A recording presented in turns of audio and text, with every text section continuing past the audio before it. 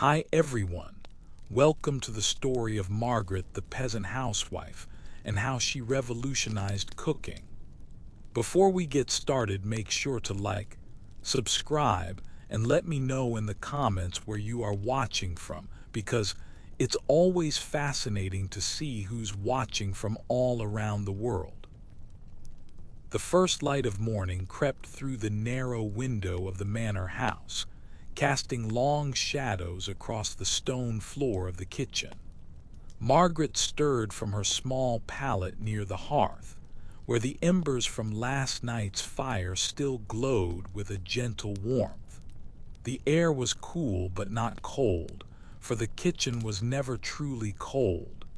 It was the heart of the house, the place where life began each day and where it gathered each evening. She rose slowly, her joints stiff from sleep, and wrapped her woolen shawl more tightly around her shoulders. The kitchen around her was familiar in every detail. The great stone hearth that dominated one wall, blackened by years of faithful service. The heavy wooden table worn smooth by countless preparations. The herbs hanging in bundles from the rafters, their dried leaves rustling softly in the draught that snaked under the door.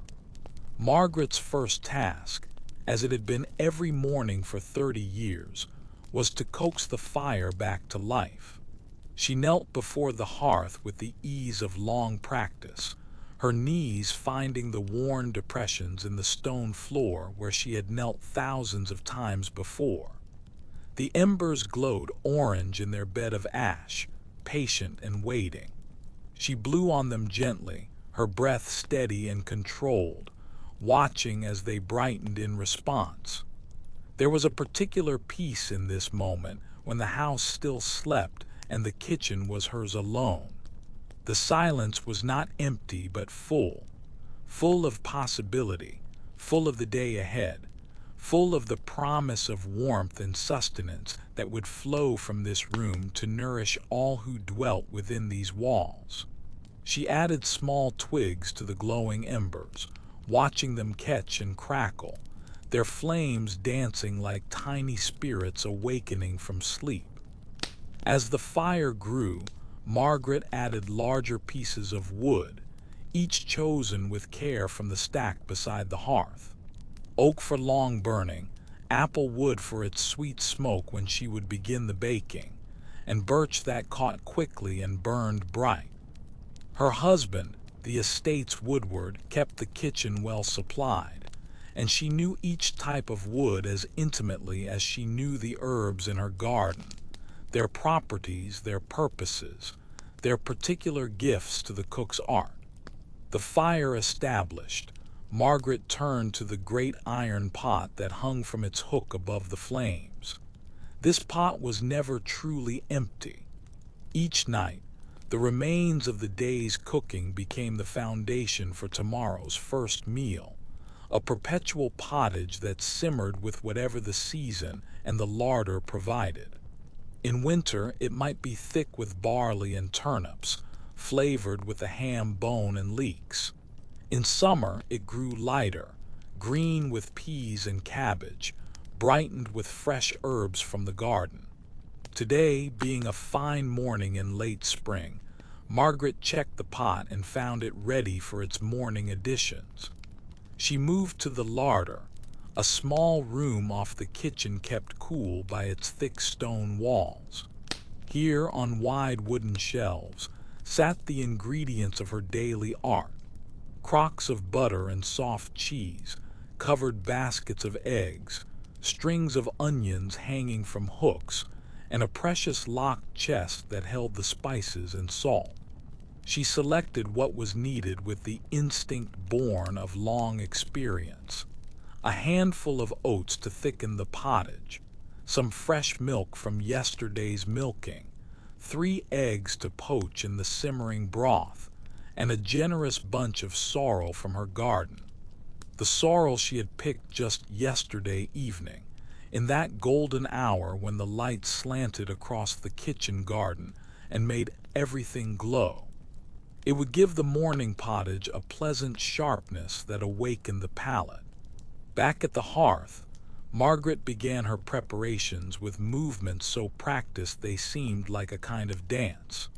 She chopped the sorrel fine on the worn wooden board, its fresh green scent rising to mingle with the smoke. The sound of the knife on wood was rhythmic, meditative, chop, chop, chop, a morning song that marked the transition from night to day. Into the pot it went, swirling green through the amber broth. The oats followed, scattered from her palm in a gentle rain, and she stirred the pot with the long wooden spoon that lived propped against the hearth stones. The stirring was important, not constant but regular, a checking in, a tending. Too much stirring and the pottage would become gummy. Too little and it might stick and burn. But Margaret's hand knew the rhythm, the precise amount of attention that turned simple ingredients into nourishment. As the pottage simmered and began to fill the kitchen with its wholesome aroma, Margaret prepared the morning bread. The dough had been rising overnight in a great wooden bowl, covered with a cloth and set near the hearth where the gentle warmth encouraged its slow expansion. She uncovered it now and breathed in its yeasty fragrance, that marvelous scent that spoke of transformation, of simple flour and water becoming something greater through patience and time. She turned the dough out onto the table, which she had scrubbed clean the night before and dusted lightly with flour. The dough was soft and alive under her hands, responsive to her touch. Kneading was not hard work if done properly. It was a gentle pushing and folding, a rhythmic motion that allowed one to think or not think, as the mood struck. Today Margaret let her mind wander as her hands worked, thinking of nothing in particular and everything at once. She shaped the dough into 2 round loaves and set them on the wooden peel to rise a final time near the hearth. While they rose, she would see to the dairy work and the other morning tasks. But first, she cracked the 3 eggs into a shallow bowl and set them in the warming pottage to poach gently. They would be ready when the household began to stir, their yolks still soft, perfect for breaking into the thick broth. By now, the sky beyond the window had brightened from gray to pearl, and Margaret could hear the first stirrings of the manor coming to life. The stable boy would be tending to the horses, the dairymaid would be beginning the milking, and soon the household would gather for the breaking of the fast. But there was still time for Margaret to attend to her dairy work, a task she particularly enjoyed. In the cool dairy room, which opened off the kitchen but had its own small window facing north to catch the coolest air, Margaret found the milk she had set aside the night before. It had settled beautifully, the cream rising thick to the top. She skimmed this cream carefully with a broad wooden spoon, her movements slow and deliberate to avoid disturbing the milk beneath. This cream would be churned for butter tomorrow, but today she would use some of it to enrich the evening soup. The milk itself, now skimmed, she poured into wide, shallow pans to set for cheese. Cheese making was a kind of magic that never ceased to delight her, even after all these years. How miraculous that milk, which would spoil in a day or two if left alone, could be transformed through craft and patience into something that would keep for months, growing more complex and flavorful with time. To the milk in the pans, she added a careful measure of rennet, stirred it gently 3 times widdershins as her mother had taught her, and covered the pans with clean cloths. By evening, if all went well, the curds would have formed, and she could begin the process of draining and pressing that would yield fresh cheese for the table and the harder, aged cheeses that would sustain the household through the winter months. There was already cheese aging in the dairy, great wheels of it stacked on wooden racks, each one turned daily to ensure even ripening. Margaret turned them now, running her hands over their surfaces, feeling for any signs of uneven drying or the beginning of unwanted mold. These cheeses represented months of work, hundreds of gallons of milk transformed and concentrated into dense, nutritious wheels that would feed the household when fresh food grew scarce. She loved the dairy for its coolness, its quiet, and its particular purpose. Where the kitchen was all heat and motion, smoke and stirring, the dairy was patient and still. Things happened here slowly, invisibly, through transformations that could not be rushed. It taught a different kind of skill, not the quick judgment of seasoning or the precise timing of roasting, but the long patience of fermentation and aging, the willingness to wait and trust in processes that unfolded in their own time.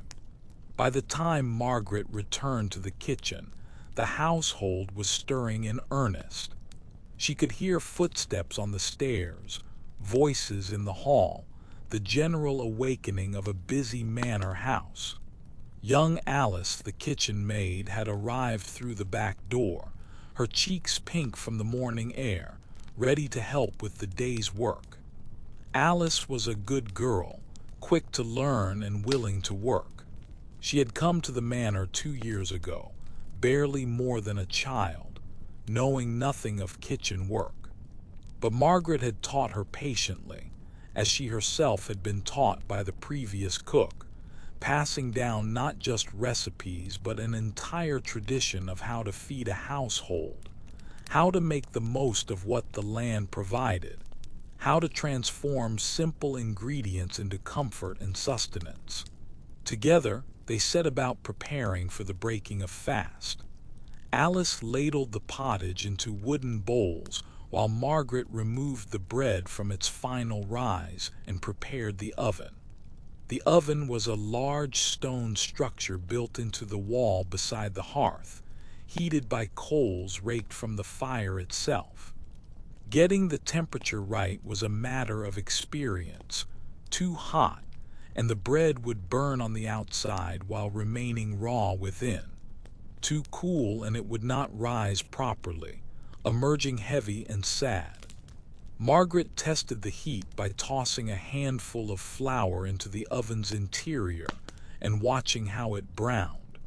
When it colored to a golden tan in the time it took to say a quick prayer, she knew the temperature was right. She slid the loaves in on the long wooden peel, working quickly to keep the heat from escaping, and closed the heavy door. Now it was simply a matter of time and trust. The morning meal was a simple affair compared to the dinner that would come at midday, but it was no less important. The household gathered in the great hall, the lord and lady at the high table, the household servants and workers at the long tables below. Margaret and Alice carried out the bowls of pottage, still steaming, the poached eggs perfectly set with their yolks ready to enrich the broth when broken. There was fresh milk to drink, and soon there would be the new bread, hot from the oven, to be torn apart and eaten with butter or dripping. Margaret felt a quiet satisfaction as she watched the household eat. This was the purpose of her work, not glory or recognition, but this simple, essential act of feeding those in her care, of starting their day with warmth in their bellies and strength for the work ahead. When she judged the time right, she returned to the kitchen and opened the oven. The smell that rolled out was one of life's perfect aromas, bread newly baked, its crust golden and crackling, its interior soft and steaming. She pulled the loaves out carefully, setting them on the cooling rack, and allowed herself a moment simply to appreciate them. Good bread, honestly made, was one of the foundations of life, and she had been making it so long that it seemed almost miraculous each time that flour and water and thyme produced this wonder. With the morning meal served and the bread cooling, Margaret sat down for a few moments with Alice to plan the day's work. This daily conference was essential, for running a kitchen required thinking ahead, anticipating needs, preparing in stages for meals that might be hours away. It was like conducting a slow, careful dance where every movement had to be timed just right.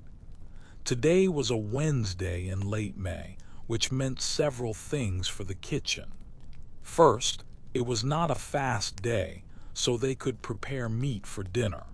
Second, the garden was now producing in abundance, which meant fresh vegetables would feature prominently. Third, the household accounts showed they were still well stocked from the winter stores, but those stores were running low and would need to be used before they spoiled. Margaret decided they would prepare a substantial dinner of roasted fowl with herbs, a pottage of spring vegetables, and a dish of fresh greens dressed with oil and vinegar. For the evening supper, which would be lighter, they would serve cold meat from the midday roast, fresh cheese, bread, and preserved fruits. This menu would use what they had abundantly while still providing variety and pleasure. The first task would be to visit the kitchen garden and see what was ready for harvest. Margaret loved the garden almost as much as she loved the kitchen itself. It was her particular domain, planned and planted according to the needs of the kitchen and the preferences of the household. Here grew the herbs that flavored her cooking: sage and thyme, rosemary and parsley, mint and fennel. Here, too, were the vegetables that appeared at table throughout the growing season. She and Alice walked out into the morning sunshine, Margaret's practiced eye immediately assessing what was ready and what needed more time. The lettuces were perfect, their leaves crisp and sweet. The peas were heavy on their vines, ready to be picked. Early carrots could be pulled, still small and tender. Radishes had reached their peak. And the herbs, the herbs were magnificent, growing lush and fragrant in their dedicated beds. They gathered what they needed into wide baskets, Alice chattering happily about her younger sister's upcoming marriage while Margaret half listened, her attention more on the plants themselves. She noted that the cabbages would be ready soon and that the onions were doing well.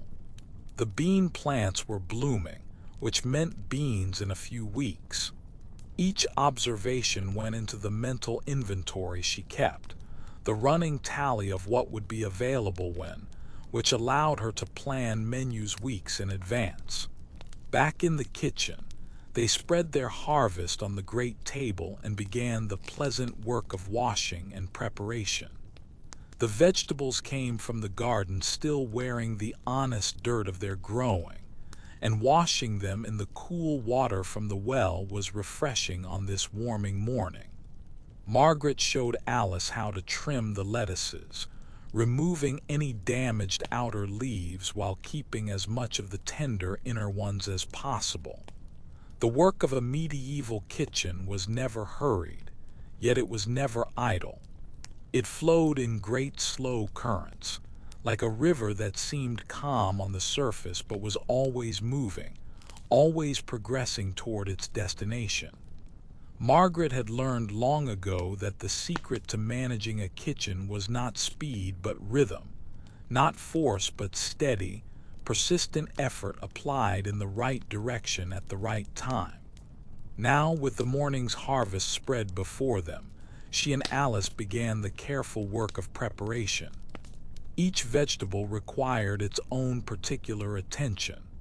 The peas needed shelling, which was tedious work but somehow soothing. The gentle pop of the pod, the soft sound of peas falling into the bowl, the growing pile of empty shells that would be given to the pigs. Alice settled into this task, while Margaret attended to the more complex preparations. The fowl for roasting, 3 fine young chickens purchased from the manor's own poultry yard, needed to be prepared. This was skilled work, requiring both strength and delicacy. Margaret had plucked thousands of birds in her time, and her hands moved with automatic efficiency. The feathers came away in great soft handfuls, revealing the pale skin beneath. The pin feathers required more careful attention, plucked individually or singed away over the fire. Once plucked, the birds needed to be drawn, the entrails removed and set aside, for nothing was wasted in a medieval kitchen. The hearts and livers would be chopped fine and added to the pottage. The feet would be added to the stock pot that simmered perpetually at the back of the hearth, giving body and richness to the broth. Even the feathers would be saved, for they had their uses in pillows and mattresses. Margaret rinsed the dressed birds in cool water, then patted them dry with a clean cloth. Now came the part she particularly enjoyed, the seasoning. She moved to the spice chest, unlocking it with the key she wore on a cord around her neck. This chest contained the household's most precious culinary treasures, things that had traveled from distant lands, that cost more than most people earned in a month. There was black pepper, precious as silver, its corns whole and fragrant. There was cinnamon and ginger, cloves and nutmeg, saffron and cumin. Each had its place, its proper use, its ability to transform a dish from ordinary to extraordinary. But for today's roast fowl, Margaret would use the herbs from her garden, for they were abundant and fresh, and their bright flavors were perfect for spring. She made a paste of chopped herbs, thyme and sage, rosemary and parsley, mixed with butter and a little salt. This she worked under the skin of each bird, her fingers gentle but firm, spreading the herb butter evenly so that every bite would be flavored. Then she rubbed the outside of each bird with more butter and a dusting of salt, and set them aside to come to room temperature before roasting. While Alice finished shelling the peas and began trimming the other vegetables, Margaret turned her attention to the stock pot. This great iron pot, larger than the pottage pot, lived at the back of the hearth where it received gentle heat day and night. It was never emptied completely, never allowed to go cold. Into it went all the bones and trimmings from the kitchen's work, all the vegetable scraps and herb stems, all the bits and pieces that would otherwise be waste. Water was added daily, and the pot simmered on, slowly extracting every bit of flavor and nutrition from its contents, transforming what seemed like garbage into liquid gold. This stock was the foundation of countless dishes, soups and sauces, gravies and braises. It gave body and depth to everything it touched, the accumulated essence of all the kitchen's work, a kind of culinary memory that stretched back months or even years. Margaret added today's contributions, the chicken feet and necks, some carrot tops and onion skins, a bunch of parsley stems. She skimmed the surface, removing the foam that had accumulated, and tasted the broth. It was rich and clean, perfectly balanced. From this pot, she ladled out what she would need for the pottage, enough to cook the vegetables in something more flavorful than plain water. The vegetables for the pottage needed to be cut small and uniform, so they would cook evenly. This was one of the fundamental skills of kitchen work, the ability to cut accurately and consistently. Margaret's knife was sharp and well maintained, and under her blade the carrots became neat dice, the onions fine mince, the turnips perfect cubes. It was meditative work, requiring enough concentration to preclude worry but not so much as to be taxing. She arranged everything in bowls according to when it would be added to the pot. The onions would go in first, to sweat until soft and sweet. Then the carrots and turnips, which took longer to cook. The peas would be added near the end, so they retained their bright color and fresh flavor. Everything had its proper timing, its moment to enter the pot, and knowing these moments was part of the cook's craft. As the morning progressed toward noon, the kitchen took on a new intensity of purpose. The fire was built up high for roasting, and the great spit was brought out and positioned over the flames. Margaret had timed everything carefully. The birds would need a good hour to roast, turning slowly over the fire, so they must go on now if dinner was to be ready when the household gathered. Alice's task was to turn the spit, keeping the birds rotating at a steady pace. This was hot work, and the girl's face soon glowed from the heat, but she was conscientious, maintaining the steady rhythm that would ensure even cooking.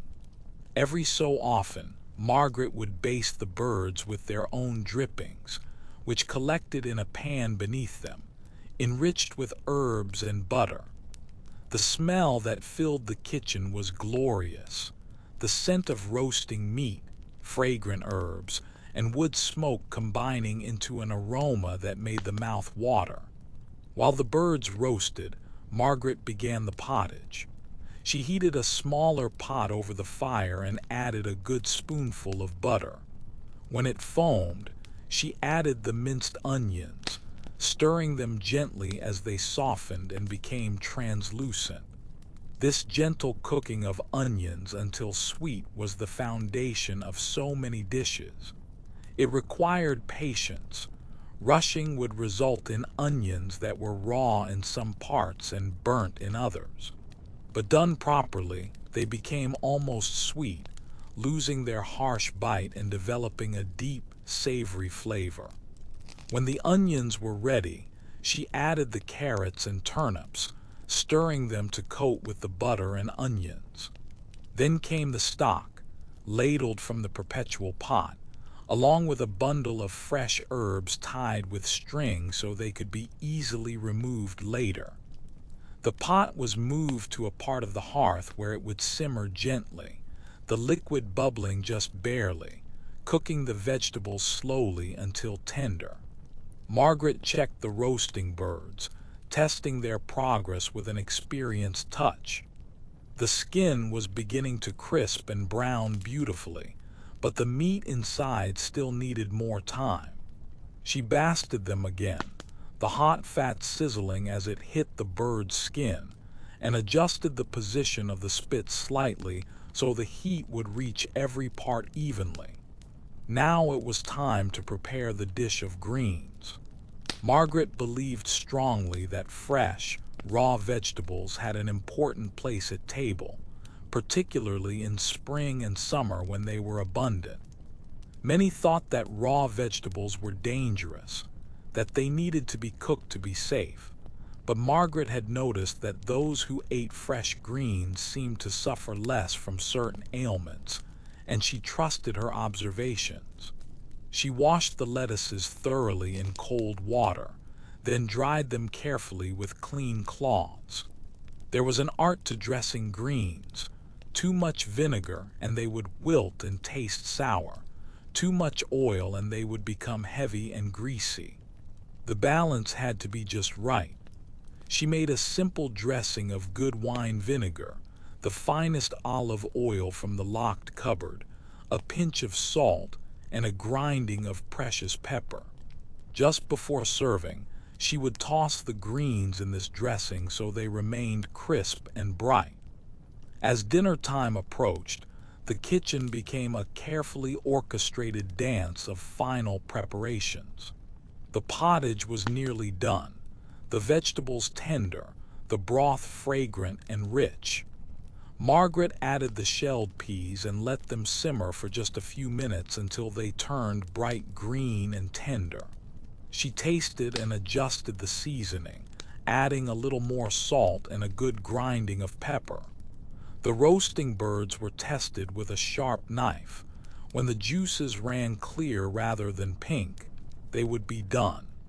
Margaret judged them ready and had Alice help remove them from the spit. They were set on a wooden board to rest, which would make the meat more tender and juicy when carved.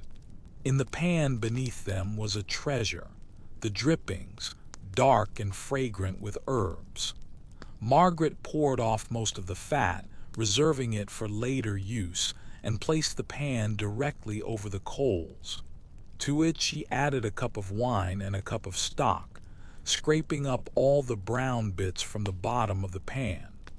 This was the beginning of a sauce, and she let it simmer and reduce, concentrating the flavors until it became glossy and rich. A final addition of butter, swirled in at the last moment, gave it a luxurious finish. Alice arranged the serving platters while Margaret carved the birds. The joints separated easily under her knife, legs and wings first, then the breasts carved into neat slices. Everything was arranged on the platters with care, for the appearance of the food mattered. It should look abundant and inviting, arranged with thought but not fussiness, appealing to the eye as well as the belly. The pottage went into the great serving bowl, the vegetables visible in the rich broth. The greens were tossed with their dressing at the last moment and piled on a platter. Fresh bread was sliced thick. Butter was set out in small crocks. Everything was ready, the timing perfect, and Margaret felt the quiet satisfaction that came from work well done. She and Alice carried the food to the great hall, where the household was gathering for dinner. This was the main meal of the day, when work paused and everyone sat together to eat. The lord and lady took their places at the high table, while the servants and workers filled the long tables below. There was a pleasant hum of conversation, the clatter of wooden bowls and spoons, the sound of a household fed and content. Margaret didn't sit to eat with the household. Her meal would come later in the kitchen, where she preferred it. But she stood for a moment at the door of the hall, watching as the food she had prepared was served and eaten. The roasted birds were praised, the pottage consumed with appreciation, the fresh greens eaten with pleasure. This, she thought, was the true reward of her work, not praise or thanks, though those were pleasant when they came, but simply this: people fed, people satisfied, people strengthened for the work ahead. After the dinner dishes were cleared and washed, the kitchen entered a different phase of the day. The intense activity of the morning and midday gave way to a gentler rhythm. The household was quiet during the afternoon. Those who had labored hard in the morning might rest for an hour, while others pursued lighter tasks. The kitchen, too, could breathe a little easier, though there was always work to be done. Margaret sent Alice to rest for a while, for the girl had been working since dawn. She herself sat down at the kitchen table with a cup of small beer and a piece of bread and cheese, allowing her feet a rest and her mind a moment of quietness. The kitchen was warm and peaceful, filled with the lingering smells of the midday cooking. The fire had been banked down to a gentle glow, enough to keep the stock pot simmering, but not so high as to make the room uncomfortable on this warming spring day. As she ate, Margaret let her thoughts wander. She thought about the seasons and their cycles, how her work changed with them, following the ancient rhythm of planting and harvest, abundance and scarcity. In spring, like now, the kitchen garden came alive, providing fresh greens and herbs after the long winter. Summer would bring the fullness of growth, vegetables and fruits in profusion, the challenge of preservation, the work of preparing for the lean times ahead. Autumn was the season of plenty and preparation. The harvest brought in, the work of storing and preserving at its peak. She would make preserves from the orchard fruits, dry herbs from the garden, salt meat for the winter, store roots and apples in the cellar. And then winter, when the kitchen became the warmest, most welcoming place in the manor, when her skill was tested by the challenge of making varied and nourishing meals from limited ingredients. Each season had its gifts and its demands, and Margaret had come to appreciate them all. She had learned to work with the rhythms of nature rather than against them, to accept what each time of year provided and make the best of it.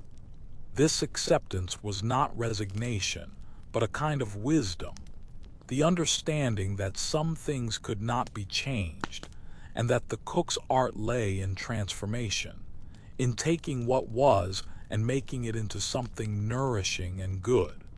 Though the afternoon was meant for rest, there were always tasks that needed attention. Today, Margaret decided to make use of the warm afternoon to begin some preserving.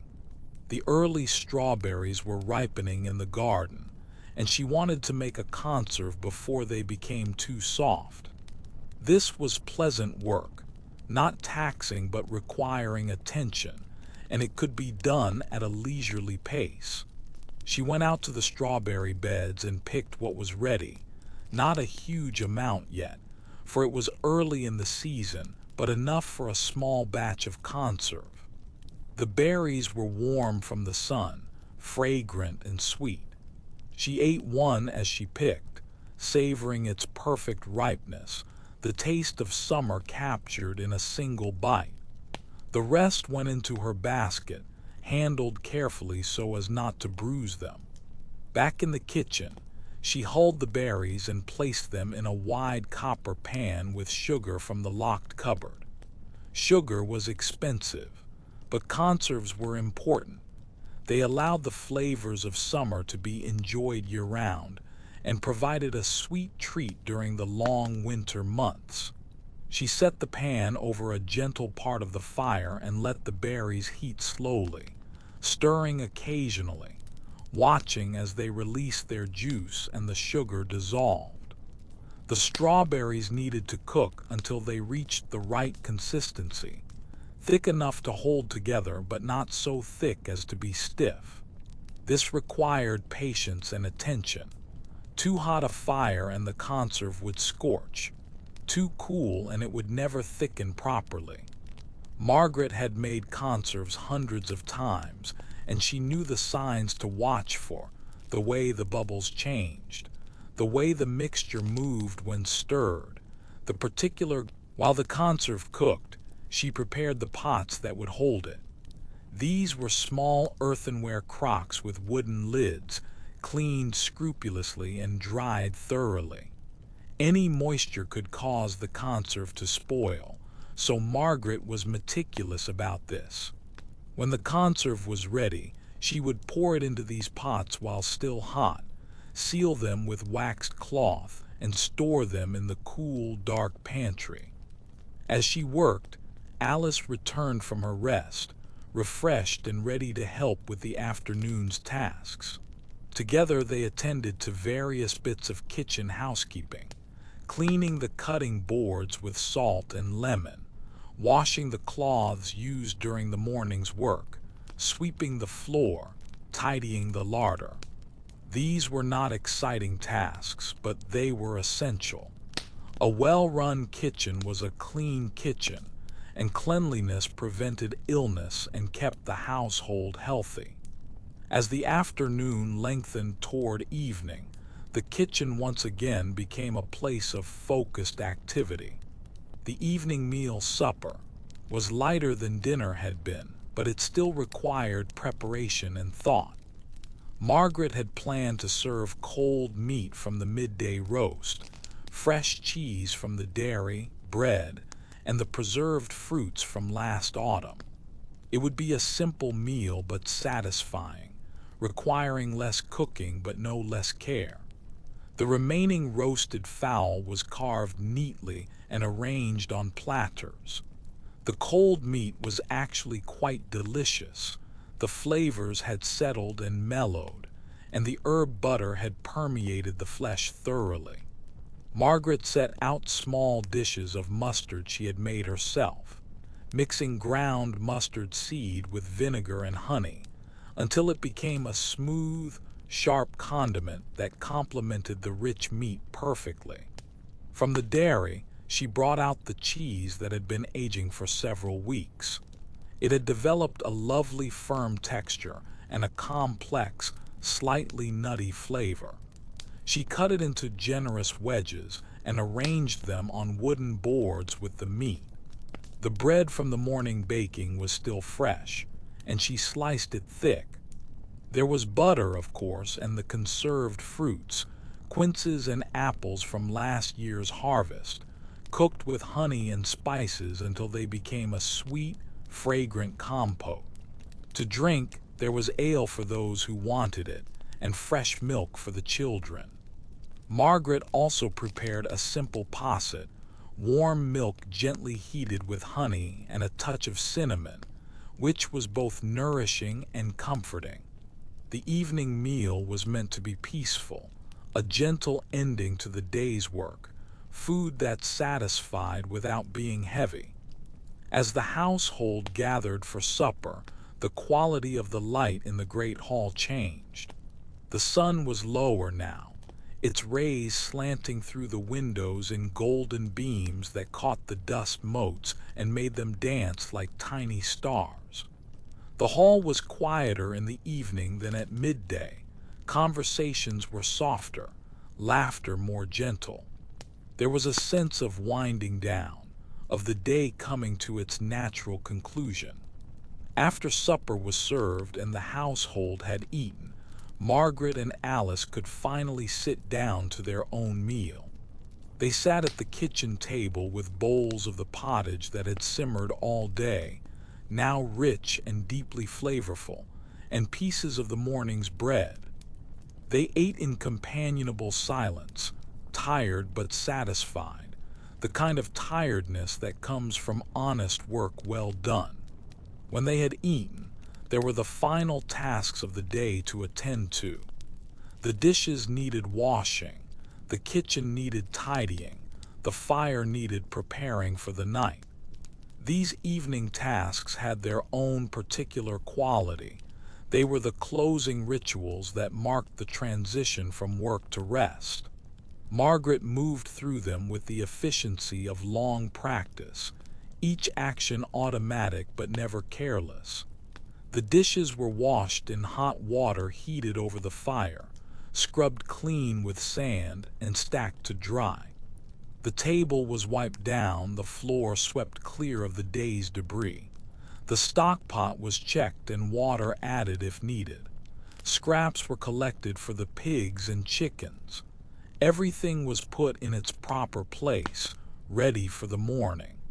The fire was the last thing to tend. Margaret banked it carefully, covering the hot coals with ash so they would burn slowly through the night, maintaining just enough heat to keep the stock pot warm and provide embers for the morning's kindling. Getting this right was important. Too much ash and the fire would go out completely. Too little and it would burn too hot and consume all the fuel before dawn. With the fire banked and the kitchen set to rights, Margaret bid Alice good night and watched as the girl disappeared through the door toward her own quarters. The kitchen was quiet now, lit only by the glow from the banked fire and the last light of the setting sun through the window. Margaret stood for a moment in the doorway, looking at the space that was her domain, feeling a deep satisfaction in its order and cleanliness. In the weeks that followed, The rhythm of the kitchen continued its steady beat, each day similar to the last, yet each with its own particular character and challenges. Margaret had learned over her long years of cooking that while the work might seem repetitive, it was actually endlessly variable, responsive to the changing seasons and the needs of the moment. As spring deepened into early summer, the garden became increasingly abundant. The peas that had just been beginning in May were now producing prolifically, requiring daily picking to keep the plants productive. Margaret and Alice would go out in the cool of the morning to harvest them, filling great baskets with the plump pods. Some would be shelled and eaten fresh, sweet and tender. Others would be dried for winter use. The drying of peas was a task that required patience but little active work. The shelled peas were spread on wide trays in a warm, dry place, sometimes in the sun outside, sometimes near the hearth if the weather turned damp.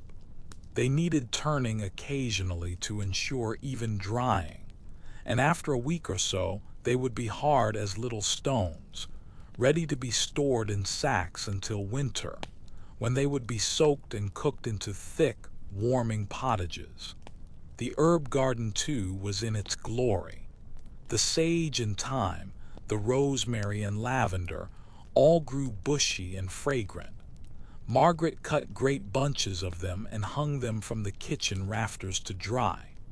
As they dried, they perfumed the kitchen with their scents. The sharp, clean smell of rosemary, the sweet hay-like scent of dried lavender, the warm, savory aroma of thyme. These dried herbs would be used throughout the coming months, their flavors concentrated by drying, essential to the kitchen's work. June brought the true berry season, and Margaret found herself making conserves in earnest. After the strawberries came the raspberries, growing on their tall canes in a sheltered corner of the garden. The red currants followed, hanging in clusters like tiny jewels. Each type of berry required slightly different handling, different cooking times, different amounts of sugar, but all transformed under heat and patience into conserves that would brighten winter meals. Making conserve was work that couldn't be rushed.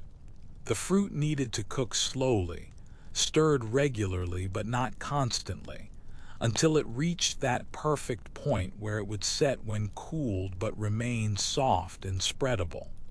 Margaret judged this point by eye and feel, dropping a little of the hot conserve onto a cold plate and watching how it behaved. When it wrinkled slightly as she pushed it with her finger, it was ready. The conserves were poured into their pots, sealed carefully, and labeled with the type of fruit and the date of making. They joined the other preserved foods in the pantry, the dried fruits from last year, the salted meats, the hard cheeses aging on their racks. This pantry was the household's insurance against winter, the accumulated work of the growing season stored against the time when fresh food would be scarce. As the days grew longer and warmer, the garden continued to produce its bounty. The cabbages Margaret had planted in early spring were now ready, their heads tight and heavy. She showed Alice how to cut them properly, leaving a bit of stem so the plant might produce smaller side shoots. The cabbages would be used fresh in pottages and braises, but many would be preserved as well. Preserving cabbage meant making sauerkraut, which Margaret's grandmother had taught her to make when she was just a girl. The cabbages were shredded fine, mixed with salt, and packed tightly into crocks where they would ferment slowly over weeks. The salt drew out the cabbage's moisture, creating a brine, and beneficial bacteria transformed the raw vegetable into something tangy and complex, something that would last through the winter and provide valuable nutrition when fresh vegetables were unavailable. While much of Margaret's work centered on the hearth and the pottages and roasts that came from it, baking was another essential aspect of kitchen work, and one that brought its own particular pleasures. The smell of bread baking was one of life's great comforts, and Margaret never tired of it, even after thousands of loaves. The daily bread was just the beginning. There were also the special breads for feast days, enriched with eggs and butter, sometimes sweetened with honey or studded with dried fruits. There were the flat breads that could be baked quickly on a hot stone when bread was needed in a hurry. There were the small rolls for the lord and lady's table, finer and whiter than the hearty brown bread the household generally ate. Margaret took particular pride in her ability to judge flour. The quality of flour could vary enormously, and the skill of the baker lay partly in understanding what she had to work with and adjusting accordingly. Fine white flour made light, delicate bread but was expensive and used only for special occasions. The everyday flour was coarser, made from the whole grain, and produced bread that was darker, denser, more filling, honest bread that stuck to the ribs. The process of bread making followed the same essential pattern each time, yet it was never exactly the same. The weather affected it. Dough rose more slowly on cold days, more quickly when it was warm. The flour varied from batch to batch. The yeast, which Margaret cultivated carefully from one batch to the next, had its own temperament. All these variables meant that baking required not just following a recipe but responding to the dough itself, understanding what it needed. One of the lessons Margaret worked to teach Alice was this responsiveness, how to read the dough, to feel when it had been kneaded enough, to recognize when it had risen sufficiently. These were things that couldn't really be explained in words. They had to be learned through touch, through experience, through making bread over and over until the knowledge lived in one's hands rather than one's head. Beyond bread, there were pies, savory pies filled with meat and vegetables, sweet pies filled with fruit or custard. Pie making was another skilled craft within the larger craft of cooking. The pastry needed to be just right, tender enough to be pleasant to eat but strong enough to hold its filling without falling apart. Getting this balance required both good ingredients and good technique. Margaret made her pastry with flour, fat, and water, mixed just until it came together, then rested before being rolled out. The fat could be butter, which made the finest pastry, or lard, which was more economical and actually made pastry that was in some ways superior, flakier and crisper. For everyday pies, she used lard. For special occasions, butter or a mixture of both. Rolling out pastry was one of those tasks that looked easy but required practice to do well.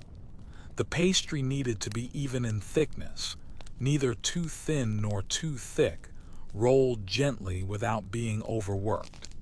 Margaret could roll a circle of pastry that was almost perfectly round and perfectly even, her hands moving the rolling pin with unconscious skill, while her mind wandered elsewhere. A particular favorite in the household was a pie she made with chicken and leeks. The chicken was cut small and sautéed briefly with the leeks, which had been sliced thin and softened in butter.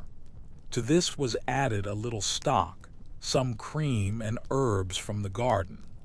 This filling was piled into a pastry case, topped with another circle of pastry, sealed and crimped and baked until golden. The result was magnificent, rich and savory, the pastry crisp, the filling creamy and fragrant. Sweet pies were saved for feast days and special occasions.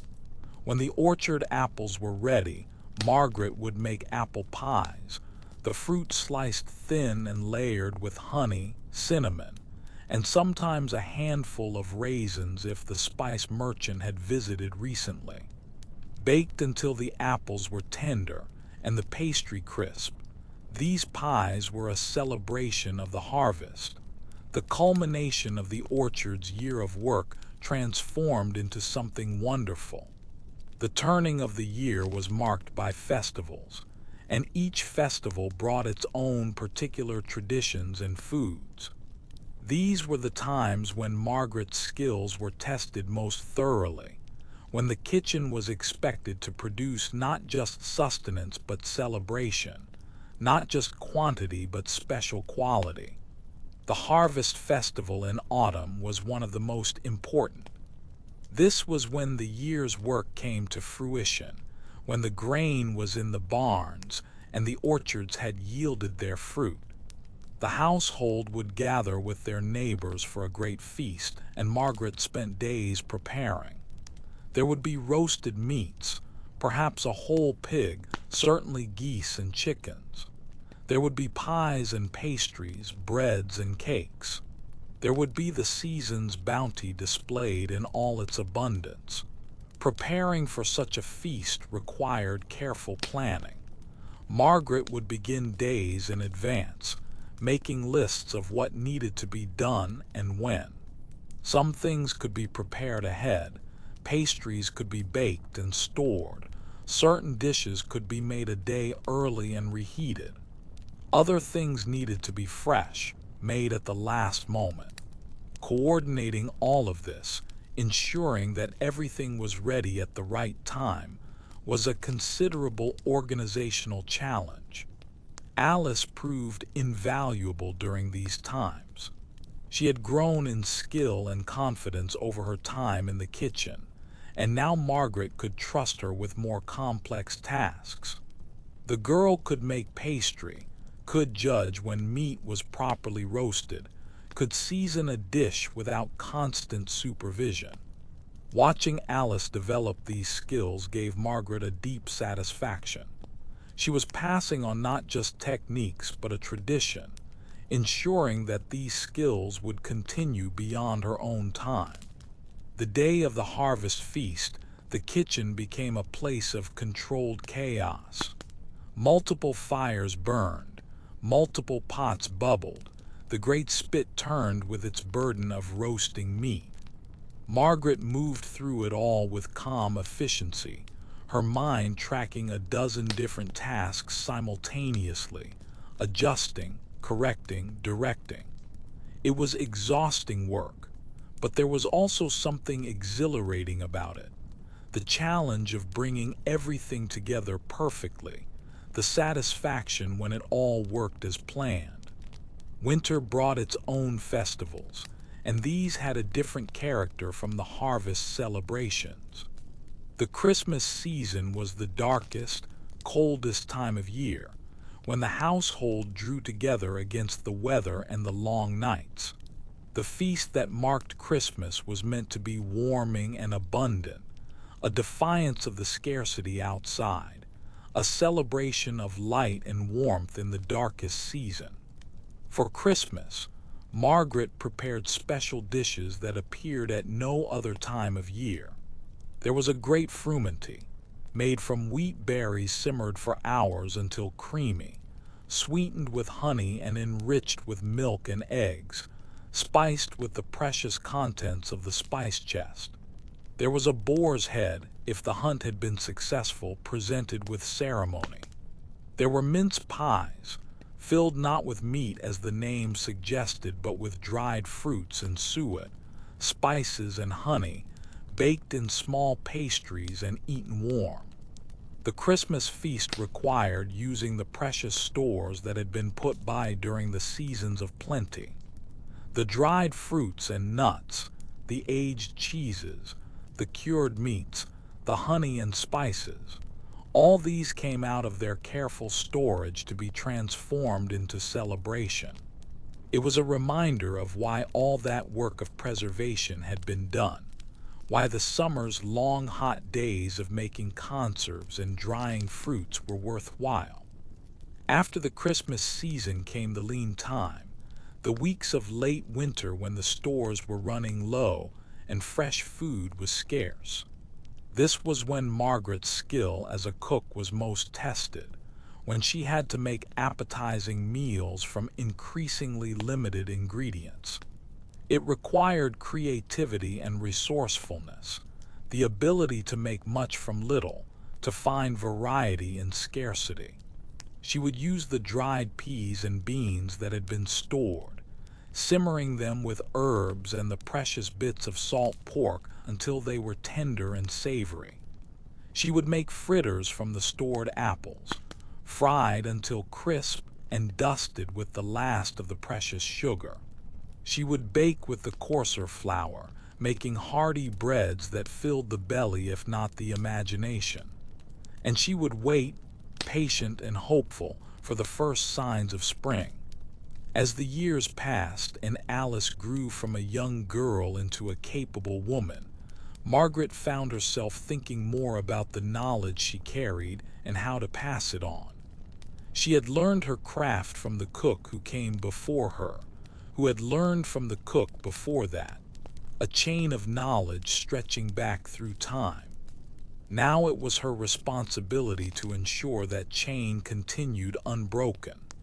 But kitchen knowledge was not something that could be written down in a book, even if Margaret could write, which she could not.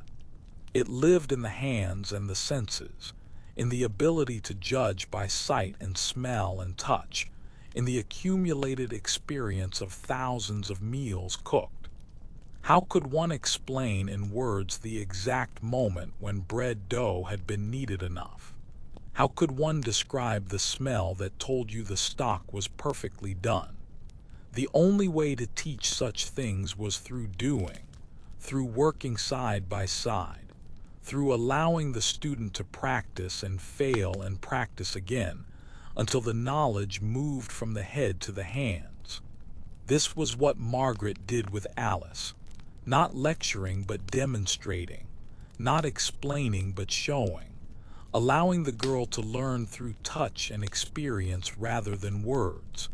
She taught Alice to read the fire, to know by the color of the coals, and the way the flames moved whether it was right for roasting or baking or gentle simmering. She taught her to judge seasoning not by measurement but by taste, adding salt and herbs until the balance was right. She taught her to plan menus that used what was available abundantly, that varied enough to be interesting but not so much as to be wasteful. Most importantly, Margaret taught Alice to care, to take pride in her work, to understand that feeding people was sacred work, that it mattered. A well-fed household was a happy household. Good food made for good health and good spirits. The kitchen was the heart of the home, and the cook was its keeper, responsible for far more than just preparing meals. The garden, too, was part of Alice's education. Margaret took her through the seasons, teaching her what to plant when, how to tend the growing plants when to harvest. She taught her to save seeds, to recognize which plants to let go to seed and which to harvest before they flowered. She taught her about companion planting, how certain plants grew better together, how herbs could discourage pests from the vegetables. The garden was in many ways the perfect teacher of patience and attention. A cook could hurry a meal, could force things along with high heat and constant stirring, but the garden could not be hurried. Seeds sprouted in their own time, plants grew at their own pace, fruit ripened when it was ready and not before. The only thing a gardener could do was provide the right conditions and then wait, trusting in the processes of growth. Margaret taught Alice to observe the garden carefully, to notice small changes, to respond to problems while they were still small. A yellowing leaf might indicate a lack of water or nutrients. Holes in leaves might mean pests. Wilting in the afternoon heat might suggest the plant needed more shade or more water. The garden communicated, but one had to pay attention to hear what it was saying. They worked together in the garden in the cool of early morning or the gentle light of evening, weeding and watering, harvesting and tending. Margaret would talk as they worked, not formal lessons but the accumulated wisdom of years, which herbs paired well with which meats, how to tell when a pumpkin was ripe, why it was important to rotate crops. Alice absorbed it all, sometimes asking questions, more often just listening and learning. Years passed in this way, marked not by dates on a calendar but by the recurring cycles of the seasons. Spring always brought its sense of renewal, the garden waking from winter's sleep. Summer was abundance and preservation, the long days of working with the harvest. Autumn brought its own fullness, the satisfaction of stores laid in for winter.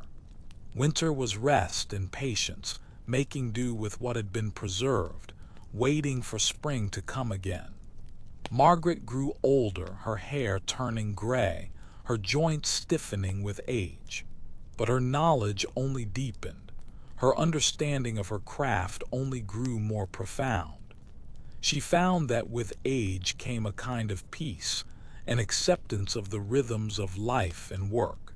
She no longer fought against things she could not change, but instead worked with them, finding the path of least resistance, the way that flowed naturally rather than forcing. Alice, meanwhile, had become a true cook in her own right. She could manage the kitchen on days when Margaret needed to rest, could make decisions about menus and preparations without supervision. Margaret watched with pride as the girl, now a woman, took on more responsibility as her confidence grew along with her skills. Soon, Margaret knew, Alice would be ready to manage her own kitchen, to take the knowledge she had learned and pass it on to another young girl just as Margaret had passed it to her. But that time was not yet. For now they continued their work together, the older woman and the younger, maintaining the ancient rhythms of the kitchen.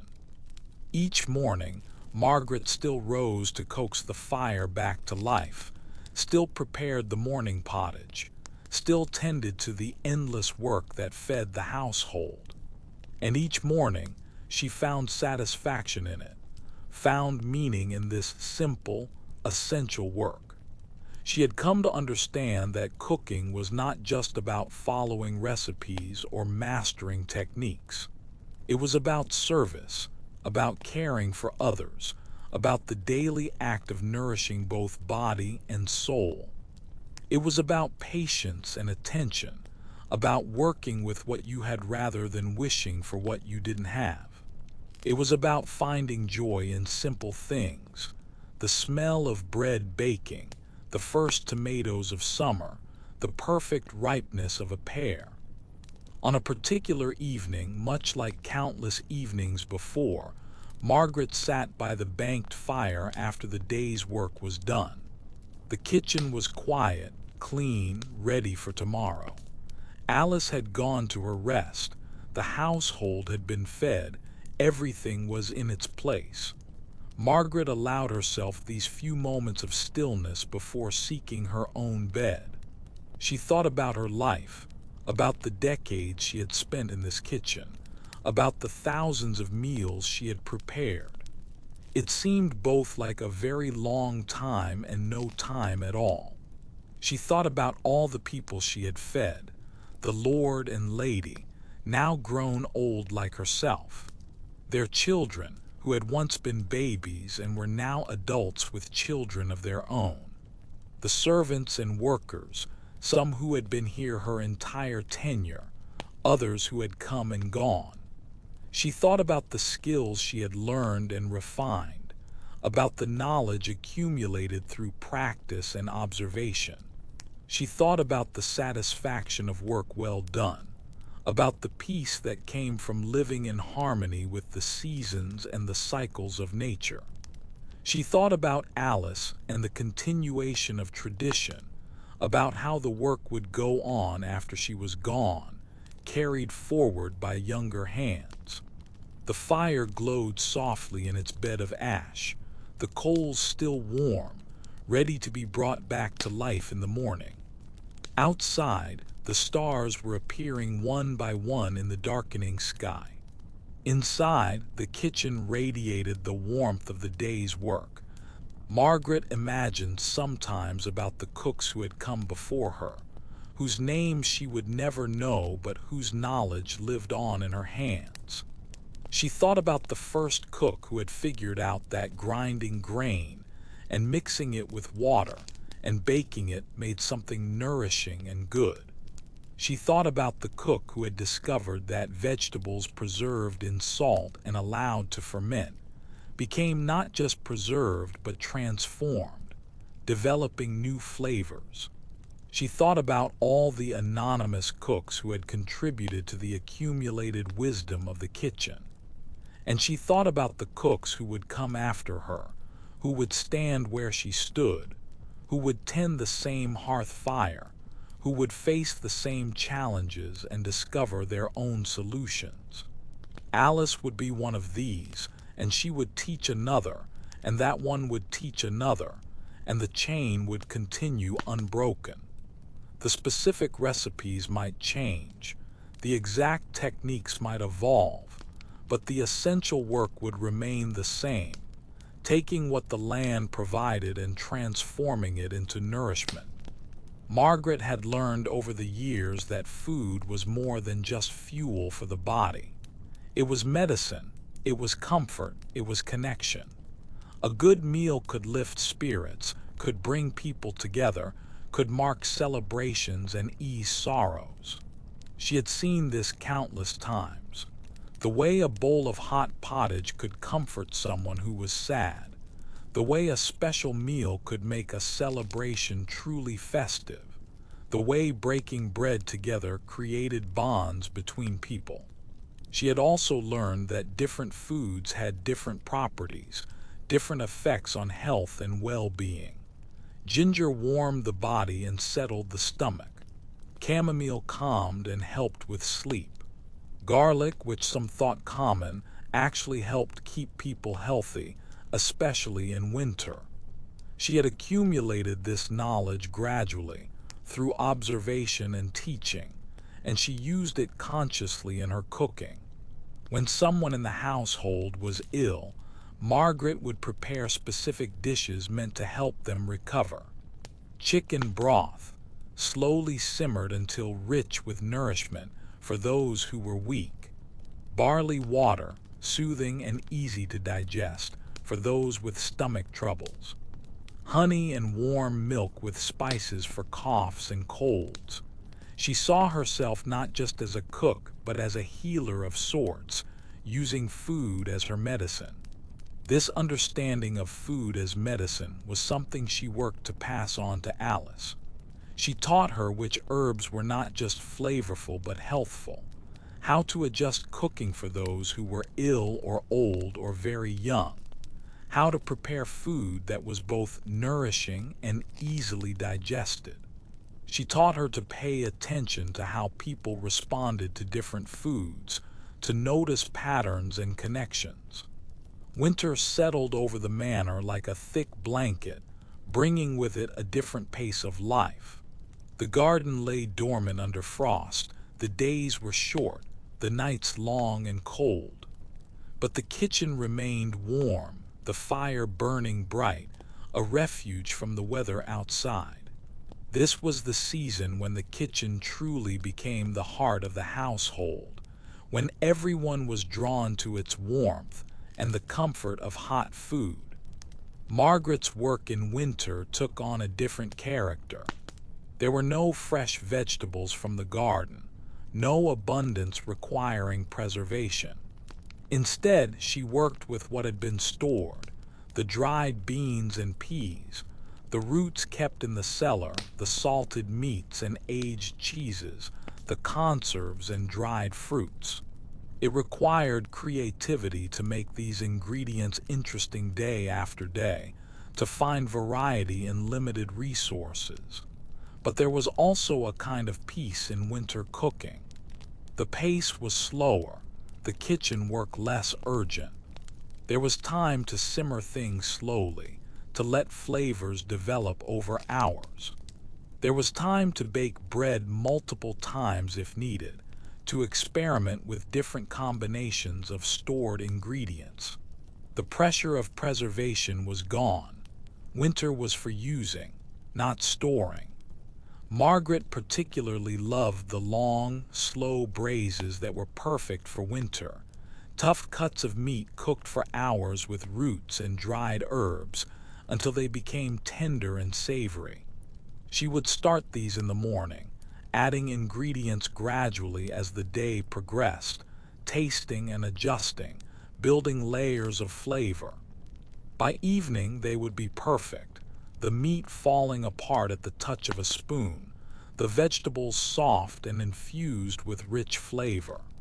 The stock pot, which simmered year-round, became even more important in winter. Its constant warmth was welcome, and the rich broth it produced was the foundation of countless winter meals. Margaret tended it carefully, adding bones and scraps, skimming away impurities, occasionally straining it clear and starting fresh. It was a living thing in a way, constantly evolving, never quite the same from one day to the next. Winter evenings, with their long hours of darkness, were times for stories. After supper, when the kitchen work was done but it was too early yet for bed, Margaret and Alice would sit by the fire, mending or preparing vegetables for the next day, and Margaret would tell stories. Stories about her own training as a young cook, about the cooks who had come before her, about memorable meals and kitchen disasters narrowly averted. She told Alice about the time a whole batch of bread failed to rise because the yeast had died, and she had to quickly make flatbreads instead. She told about the harvest feast when an unexpected number of guests arrived, and she had to stretch the planned meal to feed twice as many people. She told about the Christmas when she created a special dish that the Lord loved so much it became a tradition, served every year since. These stories were more than entertainment. They were teaching, passing on not just information but wisdom, not just techniques but the values and approaches that made a good cook. Alice listened carefully, asking questions, storing away the lessons for her own use. Sometimes other members of the household would join them, drawn by the warmth of the fire and the comfort of Margaret's voice, and the kitchen would become a gathering place, a community center. Margaret realized that this too was part of the kitchen's role, not just feeding bodies but nourishing souls, providing not just food but fellowship, creating spaces where people could come together and share their lives. The kitchen was where celebrations happened, where sorrows were comforted, where the daily work of living was supported and sustained. And then, just when winter seemed endless, spring would begin to show its first tentative signs. The days grew imperceptibly longer. The angle of the sun changed. The air, while still cold, carried hints of warmth. And in the kitchen garden, if one looked carefully, one could see the first green shoots pushing up through the still cold earth. This was always a moment of quiet celebration for Margaret. The wheel had turned once more. The seasons were cycling back to abundance. Soon there would be fresh greens again, herbs for the picking, vegetables from the garden instead of the cellar. The lean time was ending, and the year was being renewed. She and Alice would venture out to the garden on the first warm days, assessing what had survived the winter, planning what to plant. The herb beds, protected by their thick mulch, would be showing new growth. The garlic planted in autumn would be sending up shoots. The first brave lettuces might be ready for thinning. And everywhere there would be the sense of life returning, of growth beginning again. The first meal of spring greens was always special, a celebration of the season's return. The greens would be picked young and tender, washed carefully, dressed simply with oil and vinegar. Their fresh, slightly bitter flavor was a perfect contrast to the heavy foods of winter, and eating them felt like awakening, like returning to life after a long sleep. With spring came new energy, new possibilities. The garden needed planting, seedlings needed tending, the whole cycle of growth and harvest needed to begin again. Margaret felt this renewal not just in the garden but in herself. However tired she might be at the end of winter, spring always brought fresh vigor, fresh enthusiasm for the work ahead. Margaret knew that her time as the household cook would not last forever. Her body was telling her this. The joints that ached more each winter, the tiredness that came more quickly, the tasks that required more effort than they once had. But she was not sad about this. It was simply the natural order of things, as natural as the turning of the seasons she had followed all her life. What mattered was that Alice was ready. The girl, now a woman, had learned well. She understood the rhythms of the kitchen, the flow of the seasons, the balance of flavors. She could manage the hearth fire, could plan menus, could work with whatever ingredients were available. More than that, she had learned to care about the work, to take pride in it, to understand its importance. One evening, sitting by the fire as they often did, Margaret said to Alice, "Remember that cooking is not just about following recipes or mastering techniques. It is about paying attention to the food, to the fire, to the seasons, to the people you are feeding. It is about care and patience. It is about working with what you have rather than wishing for what you don't have. It is about finding joy in simple things and sharing that joy through the food you prepare." Alice nodded, understanding the weight of these words, understanding that this was perhaps the most important lesson of all. The specific techniques would come with practice, would develop with experience. But this underlying approach, this way of being in the kitchen and in relation to food, this was what would make her not just a cook, but a good cook, someone who could truly nourish those in her care. "Trust yourself," Margaret continued. "Trust your senses, trust your experience. Books and recipes can guide you, but in the end, it is your own judgment that matters. Taste everything. Pay attention to how things look and smell and feel. Be willing to adjust, to adapt, to respond to what the food and the fire are telling you. The kitchen will teach you if you listen. And so the work continues as it has always continued, as it will always continue. Each morning, someone rises to tend the fire, to prepare the morning meal, to begin the day's work. The seasons turn, the garden grows and rests and grows again, the household gathers to eat, and the kitchen maintains its ancient rhythm.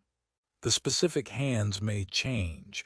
Margaret gives way to Alice, who will someday give way to another, but the work remains the same.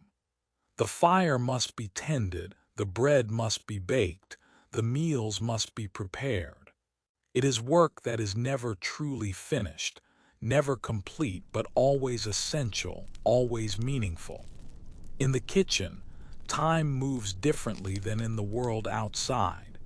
It moves in cycles rather than lines, in repetitions rather than progressions.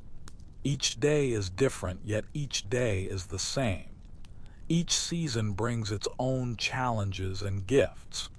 Each meal is unique, yet part of an endless series of meals stretching back through time and forward into the future. There is peace in this endless repetition, comfort in this continuity. The world may change, but people still need to eat. The kitchen still needs tending. The fire still needs coaxing back to life each morning. And in this simple, essential work, there is meaning and purpose and quiet satisfaction. So let us imagine one more morning, any morning, every morning. The first light creeps through the window. Someone, Margaret, Alice, someone whose name we will never know, stirs from sleep and rises to tend the fire. The embers glow orange in their bed of ash, patient and waiting. A breath of air, a handful of kindling, and the flames spring to life. The day has begun. The work continues. The kitchen warms.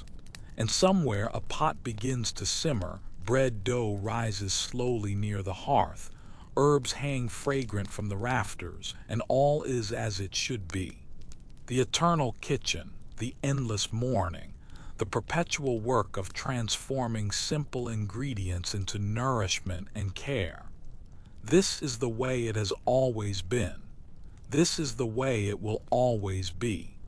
And in this continuity, in this simple, essential work, there is a kind of grace, a kind of beauty, a kind of peace that transcends time and change and reminds us of what truly matters. The daily care we give to one another, the nourishment we provide not just to bodies but to souls, the quiet satisfaction of work well done. Margaret had baked bread nearly every day for 30 years, and yet she never tired of it. There was something deeply satisfying about the process, something that spoke to something ancient in the human soul. Bread was life itself, transformed from grain through patient work into sustenance. She taught Alice that bread making began long before the mixing of flour and water. It began in the field where the wheat grew, golden under the summer sun. It continued in the mill where the grain was ground, the great stones turning slowly to crush the kernels into powder. Only then did it come to the kitchen, where the real transformation would occur. The water for bread needed to be just the right temperature, warm enough to encourage the yeast but not so hot as to kill it. Margaret could judge this by touch, dipping her finger into the water and knowing instantly if it was right. Too cold and the dough would rise sluggishly or not at all. Too hot and the yeast would die, leaving the bread dense and heavy. She showed Alice how to make the starter, that precious mixture of flour and water left to ferment, capturing wild yeasts from the air itself. This starter was fed regularly, like a living thing, which in a sense it was, full of microscopic creatures that would leaven the bread and give it flavor.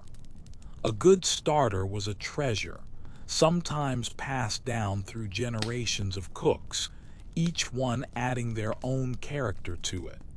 When making bread, Margaret always began by mixing a small amount of the starter with flour and water, letting this sponge sit for several hours. This allowed the yeast to wake up and multiply, building strength for the task ahead. The kitchen would fill with the yeasty smell of fermentation, a scent that promised good bread to come. After the sponge had bubbled and grown, she would add more flour, salt, and sometimes a little honey or fat. The mixing was done by hand in a great wooden bowl, Margaret's strong hands working the ingredients together until they formed a shaggy mass. Then came the kneading. Kneading was where the magic truly happened. As she pushed and folded the dough, its character changed completely. What began as a rough, sticky mass gradually became smooth and elastic, developing a life of its own. She could feel it changing under her hands, the gluten strands forming and aligning, creating structure that would trap the gases produced by the yeast and allow the bread to rise. The rhythm of kneading was meditative: push, fold, turn, push, fold, turn. Margaret's mind would empty of thoughts as her hands worked, the motion becoming automatic, almost trance-like. She knew the dough was ready not by time but by feel. When it became smooth and elastic, when it bounced back gently when poked, when it felt alive in her hands, then it was ready. The shaped loaves were placed near the hearth to rise, covered with clean cloths. Rising was a matter of patience. The dough needed time for the yeast to work, producing the tiny bubbles of gas that would make the bread light and airy. Margaret could judge when the rising was complete by pressing the dough gently with her finger. If the indentation remained, it was ready. If it sprang back immediately, it needed more time. Baking required precise judgment of the oven's heat. Margaret would build up the fire, rake coals into the oven, let it heat thoroughly, then sweep out the coals and ash. The residual heat in the stone would bake the bread. She tested the temperature by holding her hand inside the oven. If she could keep it there for a count of 10, the heat was right for bread. The loaves went in on the long wooden peel, each one slashed across the top with a sharp knife. These slashes weren't just decorative. They allowed the bread to expand properly during baking, prevented it from cracking randomly. As the bread baked, the slashes would open up, creating beautiful patterns on the crust. The transformation that occurred in the oven never ceased to amaze Margaret. The soft, pale dough became firm and golden, its surface crackling and crisp. The smell that emerged when she opened the oven was one of life's perfect aromas: yeasty, toasted, wholesome.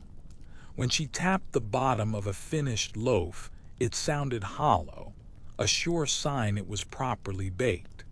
Fresh bread needed to cool before cutting, though this was hard to wait for. The interior was still cooking slightly as it cooled, the structure setting. But once cooled enough, that first slice was magnificent, the crisp crust giving way to the soft, tender interior, still slightly warm, perfect with butter or dripping. Margaret believed that good bread was one of the foundations of a good life. It wasn't just food, it was comfort, tradition, connection to the land and the seasons. Breaking bread together was how communities formed, how families bonded. The bread she made didn't just feed bodies, it nourished souls. As summer reached its peak, the kitchen entered what Margaret thought of as the preserving season. This was when the garden and orchard produced in such abundance that it was impossible to eat everything fresh. The challenge was to capture this abundance, to preserve it in forms that would last through the winter months when fresh food was scarce. Preserving took many forms, each suited to different foods and different purposes. There was drying, which concentrated flavors and removed the water that would allow spoilage. There was salting, which drew out moisture and created an environment hostile to the organisms that caused decay. There was fermenting, which transformed foods through the action of beneficial bacteria, creating new flavors while making them keep. There was conserving with sugar or honey, which preserved fruits in sweet syrups. Each method required its own skills and knowledge. Drying seemed simple: just spread the food in the sun or near the hearth and let the moisture evaporate. But it required attention to detail. Food needed to be turned regularly for even drying, protected from insects and dust, monitored for any signs of mold. Herbs dried differently than fruits, vegetables differently than meat. Margaret had drying racks that she set up near the hearth, where the gentle heat and smoke from the fire discouraged insects while promoting even drying. She would lay out sliced apples, pears from the orchard, plums cut in half with their stones removed. The fruit needed to dry until it was leathery but not brittle, still slightly pliable. Dried too little and it would mold in storage. Dried too much and it became hard and difficult to use. Herbs were easier. They dried quickly and required less attention. Margaret would tie them in bundles and hang them from the rafters where air could circulate around them. Rosemary and thyme, sage and oregano, parsley and mint, all were preserved this way, their essential oils concentrating as they dried, their flavors actually intensifying. Salting was used primarily for meat and fish. Salt was expensive, but it was essential for preservation, especially for the household's protein needs through the winter. When a pig was slaughtered, Margaret would salt the hams and bacon, rubbing them thoroughly with coarse salt mixed with a little saltpeter to keep the meat pink and prevent spoilage. The salted meat would hang in the cool, dry larder for weeks, the salt drawing out moisture, creating an environment where nothing could grow. Before use, the meat would need to be soaked in water to remove excess salt, then cooked slowly to tenderize it. But properly salted meat would last for months, providing essential protein through the lean times. Fermenting was one of the most magical forms of preservation. Margaret loved watching ordinary vegetables transform through fermentation into something both preserved and improved. The sauerkraut she made from summer cabbages was better than the original cabbage, tangier, more complex, and remarkably good for keeping people healthy through the winter. The process was simple but required precision. Shredded cabbage was mixed with salt and packed tightly into crocks. The salt drew out the cabbage's juice, creating a brine. Left in a cool place, beneficial bacteria would begin to grow, consuming the cabbage's sugars and producing lactic acid. This acid both preserved the cabbage and gave it its characteristic tangy flavor. The trick was to keep the cabbage submerged in its brine. Any cabbage exposed to air could develop mold. Margaret used wooden weights to keep everything beneath the liquid. After a few weeks, the fermentation would be complete, and the sauerkraut could be stored in sealed crocks, where it would keep for months. Conserving with sugar or honey was reserved for fruits, which were too delicate for other methods of preservation. Margaret made conserves from strawberries and raspberries, from cherries and plums, from quinces and medlars. Each fruit required slightly different handling, but the basic principle was the same. Cook the fruit with sugar until the mixture thickened and would set when cooled. The sugar did multiple things. It drew moisture from the fruit, creating a syrup. It raised the temperature at which the mixture would boil, allowing it to thicken properly.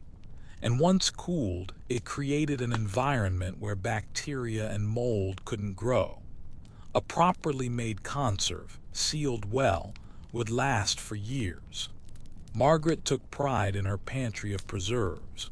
Row upon row of crocks and pots, each labeled with its contents and date. Dried fruits in cloth bags, salted meats hanging from hooks, wheels of cheese aging on their racks, fermented vegetables in sealed crocks. This was security, the household's insurance against hunger, the summer's abundance transformed and stored. Teaching Alice the arts of preservation was one of Margaret's most important tasks. These skills took time to master, knowing exactly when fruit had cooked to the right consistency, understanding the signs of successful fermentation, judging how much salt was enough but not too much.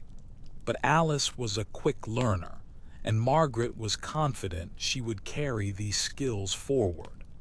Margaret had learned over her years that the kitchen was not just a place for preparing food, but also for preparing remedies. The line between food and medicine was not sharp. Many things that fed also healed, and many healing herbs found their way into daily cooking. The cook, in a medieval household, was often also the healer, the person people turned to when they felt unwell. She kept a mental catalog of herbs and their properties, knowledge passed down from the cook who had trained her, who had learned from the cook before that. Chamomile for calming and sleep, mint for digestion, sage for sore throats and to cut through rich foods, thyme as an antiseptic and for coughs, rosemary for circulation and memory, lavender for headaches and anxiety. When someone in the household fell ill, Margaret would prepare specific remedies. For fever, she made a tea of willow bark, which she gathered from the trees along the stream and dried. The bark contained something that reduced fever and pain. She didn't know what it was called, but she knew it worked. She would simmer the bark in water for a long time, creating a bitter tea that was nonetheless effective. For coughs and colds, she prepared a syrup of honey and herbs. Honey itself had healing properties. It soothed sore throats and helped wounds heal. Mixed with thyme and horehound, both known to help with coughs, it became a powerful remedy. She would simmer the herbs in water, strain out the plant material, then add honey and cook it until thick. A spoonful of this syrup several times a day could ease even a stubborn cough. Digestive problems were common, especially in winter when the diet was heavy and monotonous. For these, Margaret had several remedies. Mint tea was simplest and often sufficient. It settled the stomach and eased cramping. For more serious problems, she would prepare a decoction of fennel and ginger, both known to aid digestion. The ginger, imported at great expense, was used sparingly but was remarkably effective. She also knew that food itself could be medicine. Chicken broth, simmered for hours until rich with gelatin and nutrients, was strengthening for those who were weak or recovering from illness. Barley water, made by simmering barley in water until soft and then straining, was gentle on upset stomachs and provided nourishment when solid food was too much. Garlic, which many thought was common food fit only for peasants, Margaret considered one of the most important healing foods. She had observed that those who ate garlic regularly seemed to catch fewer illnesses, especially during the cold winter months. She made sure to include it in soups and stews, despite some complaints about the smell. Health, she believed, was more important than refined taste. For wounds and burns, which were common in a household, Margaret kept certain remedies prepared. A salve made from comfrey, which promoted healing, mixed with beeswax and a little oil. The comfrey leaves were gathered fresh, chopped fine, and simmered in fat until they released their properties. Strained and cooled, this made a green salve that was remarkably effective on cuts and scrapes. Burns were treated with honey, applied directly and covered with a clean cloth. The honey prevented infection and helped the burn heal without scarring. For minor burns, she would also use the gel from inside aloe leaves, which she kept growing in pots near the kitchen window. The cool gel soothed the pain immediately. Margaret also understood the connection between diet and health in a general sense. She believed that a varied diet, including fresh vegetables and fruits when available, helped keep people healthy. She had noticed that in spring, after the long winter of stored foods, people often became weak and developed sores in their mouths. But those who ate the first spring greens seemed to recover quickly. She didn't understand why this happened. The concept of vitamins was centuries in the future, but her observations were accurate, and she acted on them. She made sure that fresh greens were served as soon as they were available in spring, and she encouraged their consumption even when people complained that raw vegetables were dangerous. Teaching Alice about healing herbs and remedies was something Margaret took seriously. She took the girl on walks to gather plants, teaching her to identify each one correctly. Crucial, since some plants could be dangerous if confused with their beneficial cousins. She taught her when to harvest each plant for maximum potency, how to prepare them, how to store them properly. More than specific remedies, Margaret tried to teach Alice a way of thinking about health and healing. Prevention was better than cure. Good food, cleanliness, and attention to the body's signals could prevent many illnesses. When illness did occur, the body's own healing power was most important. Remedies supported and aided healing but didn't create it. And sometimes, despite all efforts, healing wasn't possible, and the most important thing was to provide comfort. The healing knowledge Margaret carried was precious, accumulated over generations of observation and experience. In a time before modern medicine, when illness could quickly become deadly,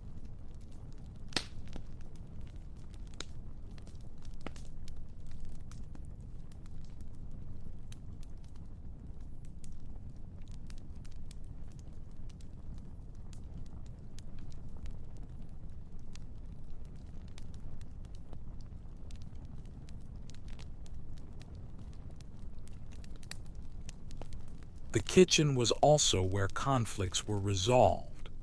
The warmth and the smell of good food seemed to soften tensions, make people more willing to compromise. Margaret had watched disputes dissolve over shared meals, had seen the way breaking bread together reminded people of their common humanity. Food had a way of bringing people together that nothing else quite matched. She noticed that people brought their troubles to the kitchen. A servant worried about an aging parent, a farmhand concerned about a sick child, a maid upset about some household drama. They would come to the kitchen, ostensibly to fetch something or help with some task, but really seeking comfort. And Margaret would listen, would offer what wisdom she could, would feed them something warm and nourishing. There was something about the kitchen that made people feel safe enough to be vulnerable. Perhaps it was the warmth, or the smells, or the presence of someone like Margaret who was both competent and kind. Whatever the reason, the kitchen became a place where people could let down their guards, could admit their fears and worries, could find solace. Margaret understood that this too was part of her role. She was not just the household cook, but also its confidant, its counselor, its source of comfort. She took this responsibility seriously, maintaining confidences, offering support without judgment, providing the listening ear that people needed. In a hierarchical world where everyone had their fixed place, the kitchen was a space of relative equality, where the usual rules were slightly relaxed. The kitchen was also central to the household celebrations. Every feast, every festival, Every special occasion began in the kitchen with Margaret's planning and work. She took pride in this, in being the creator of the foods that marked life's important moments. Weddings, baptisms, important visitors, holidays, all were celebrated with special meals that she prepared. For a wedding, she would create an elaborate feast that showcased her skills and the household's prosperity. Multiple courses, each carefully planned and beautifully presented. Roasted meats carved and arranged artfully. Pies and pastries in fanciful shapes. Special dishes that might be served only once a year. The bride and groom might be the center of attention, but Margaret's food was what people would remember and talk about. At Christmas, the kitchen became almost magical. The spices that were used so sparingly the rest of the year came out in abundance. The house filled with the smells of cinnamon and cloves, ginger and nutmeg. Special breads were baked, sweet and rich. The wassail bowl was prepared, warm and fragrant. The kitchen worked at full capacity, and Margaret loved every exhausting moment of it. She also appreciated the quiet celebrations, the small moments that made daily life meaningful. A child's birthday might be marked simply with a small cake or pastry, but Margaret made sure it was special, that the child felt celebrated. A servant returning after visiting family might find their favorite dish waiting. Small kindnesses expressed through food that made the household feel like a family. The kitchen was where traditions were maintained and new ones created. Certain dishes became associated with certain occasions, and people looked forward to them, drew comfort from their predictability. The harvest pottage that was always made the same way, the Christmas frumenty, the Easter simnel cake. These traditions gave structure to the year, created continuity across time. Margaret realized that in nourishing bodies, she was also nourishing souls. Food was never just food. It was comfort, celebration, tradition, connection, love. Every meal she prepared carried all of these things, whether she intended it or not. The simple act of feeding people was profound in its implications, and she had dedicated her life to doing it well. As she grew older and thought about passing her role to Alice, she wanted to make sure the young woman understood this larger dimension of the kitchen's work. It wasn't enough to know how to cook. One needed to understand the kitchen's role in the household's emotional and social life, to see feeding people as an act of care that went far beyond mere nutrition. The kitchen was the household's heart and the cook was its keeper. This was sacred work, important work, work that mattered in ways both obvious and subtle. Margaret had devoted her life to it, and she had no regrets. She had made her contribution to the ongoing life of the household, had maintained the traditions while also adapting to changing circumstances, had fed bodies and souls with equal care. And when her time came to step aside, she knew the kitchen would continue. Alice would become its keeper, would maintain its warmth and welcome, would carry forward the traditions while making her own contributions. The kitchen was bigger than any one person. It was an institution, a tradition, a living thing that would outlast them all. And this continuity, this knowledge that the work would go on, gave Margaret deep satisfaction and peace. Twice a year, in spring and autumn, the spice merchant would visit the manor, and these were days that Margaret looked forward to with particular anticipation. The merchant traveled from the port cities where ships arrived from distant lands, carrying with them the exotic treasures of the East, spices that could transform ordinary dishes into something extraordinary. that represented distant places Margaret would never see. The merchant's arrival was always an event. His cart would roll into the courtyard, and Margaret would be summoned to inspect his wares and make purchases on behalf of the household. The Lord would provide money for this purpose, understanding that these expensive commodities were necessary for maintaining the household's status and for preparing food befitting their station. The merchant would spread his goods on a cloth in a corner of the great hall, and Margaret would spend a pleasant hour examining everything, asking questions, negotiating prices. There were the familiar spices, black pepper, cinnamon, ginger, cloves, that she purchased regularly. But there were also rarities that appeared only occasionally, depending on what the ships had brought. Black pepper was the most important spice, used in countless dishes. It was expensive but essential, and Margaret always purchased a good quantity. She kept it whole, grinding only what was needed, for ground pepper lost its potency quickly. The peppercorns were small and hard, black as jet, and when freshly ground they released a sharp, complex aroma that enhanced nearly everything. Cinnamon came in curled sticks of bark, fragrant and sweet. It was used in both sweet and savory dishes, in the special breads for feast days, in certain meat preparations, in the mulled wine served on cold evenings.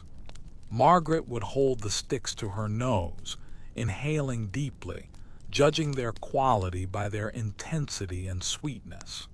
Good cinnamon was worth paying extra for.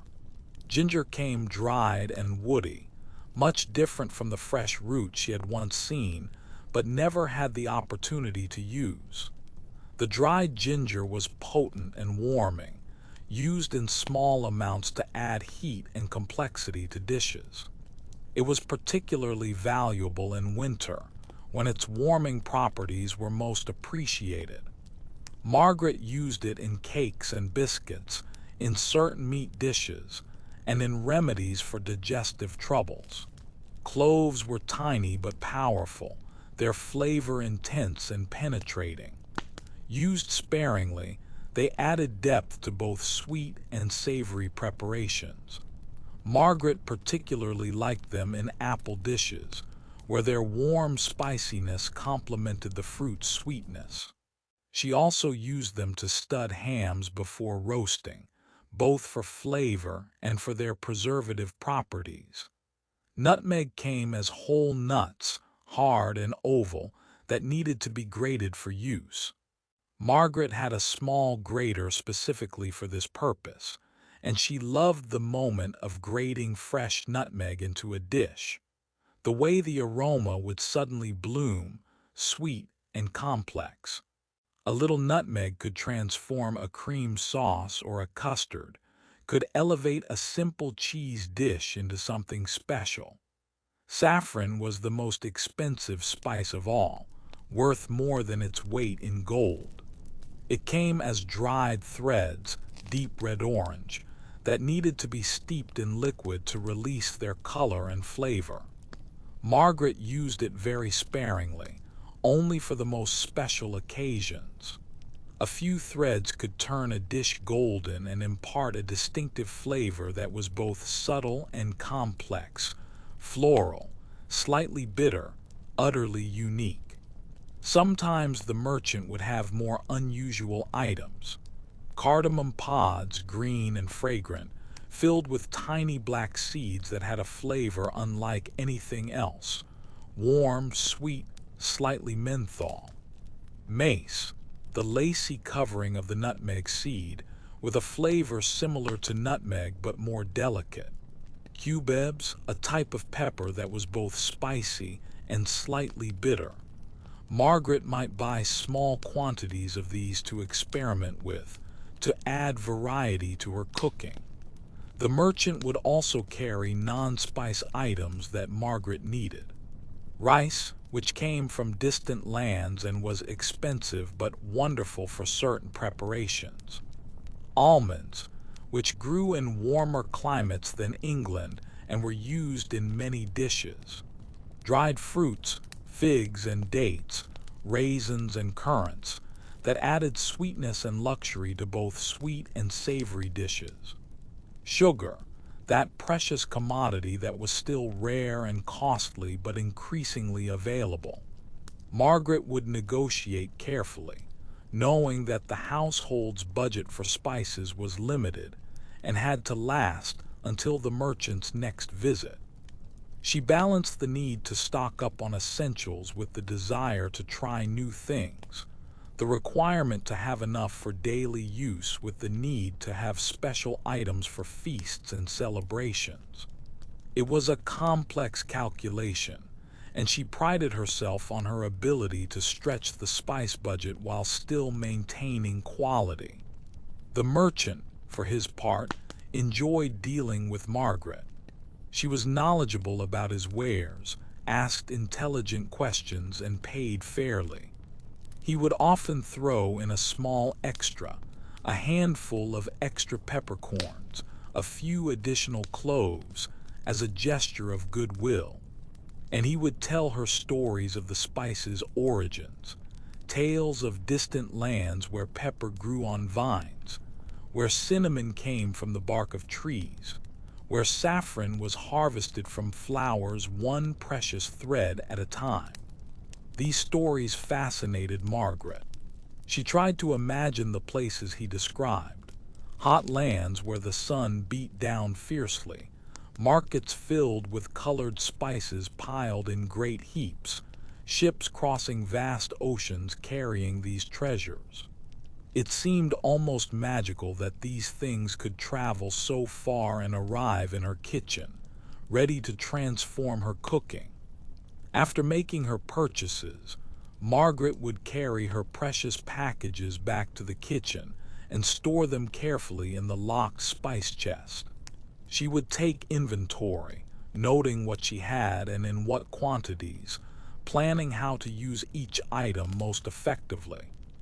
The spices represented a significant investment, and she was responsible for using them wisely, for making them last, for ensuring they were used to their best advantage. Alice watched these transactions with great interest, and Margaret made sure to teach her about each spice, how to judge quality, how to store them properly, how to use them in cooking. She let Alice smell each one, taste tiny amounts when appropriate, understand their properties and their proper applications. Knowledge of spices was an important part of a cook's expertise, separating the skilled from the merely competent. The days after the spice merchant's visit were always exciting in the kitchen. Margaret would plan special dishes that showcased the spices, would experiment with new combinations, would remind herself of the ways these precious commodities could elevate ordinary ingredients into something special. The spices connected her kitchen to the wider world, to places and people far beyond the manor's boundaries, to a global network of trade and flavor that spanned continents and cultures. If bread was the staff of life, soup was its comfort. Margaret had made thousands of soups over her years in the kitchen, and she never tired of them. Soup was forgiving and flexible, accommodating whatever ingredients were available. Soup could be humble or elegant, simple or complex. Soup nourished and warmed, soothed and satisfied. The foundation of all good soup was good stock, and this was something Margaret never took for granted. The perpetual stock pot that simmered at the back of the hearth was the liquid gold from which countless soups were born. But stock itself was an art, requiring patience and attention, and Margaret had perfected this art over years of practice. Good stock required bones, the more bones, the richer the stock. Chicken bones were excellent, particularly the feet and backs, which were full of gelatin. Beef bones needed to be roasted first to develop deeper flavor. Fish bones made a delicate stock that cooked quickly. Margaret saved every bone from every meal, adding them to the stock pot where they would give up their nutrients and flavor over hours of gentle simmering. But bones alone weren't enough. Vegetables were essential: onions for sweetness and depth, carrots for color and subtle sweetness, celery for its aromatic quality. She would add these in large pieces, not worrying about appearance since they would be strained out later. Herbs went in too: parsley stems, never waste those. Thyme, bay leaves, whatever fresh herbs were abundant. The key to good stock was gentle heat and time. The liquid should barely simmer, just a bubble breaking the surface now and then. Hard boiling would make the stock cloudy and harsh, but barely simmering for hours, 8, 10, 12 hours or more, would extract every bit of goodness from the bones and vegetables, creating a stock that was clear and deeply flavorful. Margaret would skim the stock regularly, removing the foam and fat that rose to the surface. This was important for clarity and flavor. Those impurities needed to come off. When the stock had simmered long enough, she would strain it through clean cloth, capturing every bit of liquid while removing all the solids. The bones and vegetables had given all they had to give and could be discarded. The finished stock was beautiful, clear and golden if made from chicken, deep and rich if made from beef, delicate and pale if made from fish. It would gel when cooled, a sign of its richness and the gelatin it contained. This stock could be used immediately or cooled and stored, ready to become the base for countless soups. With good stock, making soup was straightforward. The simplest soup was just stock with a little seasoning, perhaps some herbs, maybe a few vegetables cut small. This was what invalids ate, what was served when someone was recovering from illness: pure, nourishing, easy to digest. But even this simplest soup was delicious if the stock was good. Adding vegetables transformed stock into vegetable soup. Margaret would choose what was abundant: in spring, peas and asparagus; in summer, tomatoes and beans; in autumn, squash and root vegetables; in winter, cabbage and turnips. The vegetables were cut to a uniform size so they would cook evenly, added to simmering stock, and cooked until just tender. Meat soups were more substantial. Leftover roasted meat could be cut small and added to vegetable soup, making it a complete meal. Fresh meat could be simmered directly in the stock, becoming tender while enriching the broth. Salt pork or bacon, diced and fried until crisp, could be added for flavor and richness. Bean and pea soups were particularly important in winter, when fresh vegetables were scarce but dried legumes were plentiful. These required soaking overnight, then long, slow cooking until the beans or peas became tender and began to dissolve into the broth, thickening it naturally. A ham bone simmered with the beans gave incomparable flavor: smoky, savory, rich. Margaret had learned that the order of adding ingredients mattered. Things that took longer to cook went in first: root vegetables, dried beans, tough cuts of meat. Things that cooked quickly were added near the end: peas, leafy greens, delicate vegetables. This way, everything finished cooking at the same time and nothing became overcooked and mushy. Seasoning soup was an art in itself. Salt was essential, but it should be added gradually, tasting as you went. It was easy to oversalt soup, and almost impossible to fix if you did. Herbs added complexity. A bundle of fresh herbs tied with string could simmer in the soup and be removed before serving. Pepper added warmth and depth. A little vinegar or lemon juice added at the end could brighten flavors remarkably. Some soups were pureed, vegetables cooked until soft and then mashed or pressed through a sieve. This created smooth, creamy soups without using cream, though cream, when available, made them even better. Pureed soups were elegant and could be made from the humblest ingredients. Turnips, parsnips, even dried peas could become smooth, sophisticated soups. Garnishing soup made it special. A drizzle of good oil, a scattering of fresh herbs, a few crisp croutons made from yesterday's bread.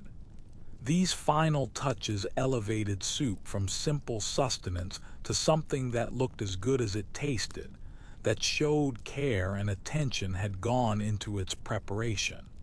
Margaret taught Alice that soup was where a cook could showcase her judgment and creativity. There was no rigid recipe for most soups. You worked with what you had, adjusted for the season, responded to what the household needed. A good cook could make delicious soup from almost anything, could transform humble ingredients into something nourishing and satisfying. She also taught that soup was an expression of care. When someone was cold, soup warmed them. When someone was sad, soup comforted them. When someone was ill, soup strengthened them. Soup was liquid love, nourishment in its most essential form. A household with good soup was a household that was well cared for.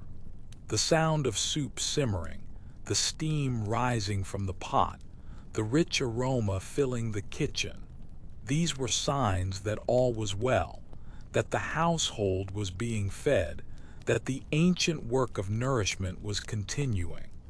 Margaret found deep satisfaction in this, in the simple act of making soup, in maintaining this most basic and essential aspect of her craft. Beyond the kitchen garden, down a gentle slope and sheltered from the worst winds by a stone wall, lay the orchard.